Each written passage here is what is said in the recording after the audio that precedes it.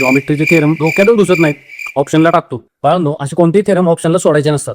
चला 3 थेरम एका मिनिटाच्या आत समजून घेऊया. बाळांनो, परीक्षेमध्ये तुम्हाला हे बेसिक 3 थेरम विचारले जातात. तुम्हाला जर हा बेसिक प्रपोर्शनॅलिटीचा थेरम आला तर तुम्ही लगेच काय करायचं माहितीये, हा पोर्शन डिवायडेड बाय हा पोर्शन इज इक्वल टू हा पोर्शन डिवायडेड बाय हा पोर्शन. मग आपलं इक्वेशन कसं तयार होणार आहे, A X upon X B is equal to A Y upon Y C. आणि मग ज्या ज्या व्हॅल्यूज आपल्याला माहिती आहे त्या पुट करायच्या आणि त्यानंतर क्रॉस मल्टिप्लिकेशन करून आन्सर काढायचं.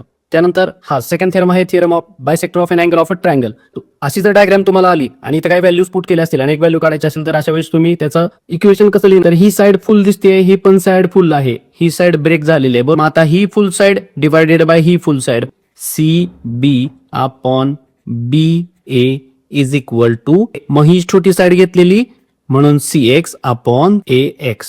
आणि त्यानंतर आहे third theorem, theorem of 3 parallel lines and their transversals. याच्यामध्ये काय करायचंय, तर इथे एक पोर्शन तयार झालेला आहे, इथे एक तयार झालाय, इथे एक तयार झालाय, इथे एक तयार झालाय. मग हा पोर्शन डिवायडेड बाय हा पोर्शन इज इक्वल टू हा पोर्शन डिवायडेड बाय हा पोर्शन. मग आपलं इक्वेशन कसं तयार होणार, A B upon B C is equal to P Q upon Q R.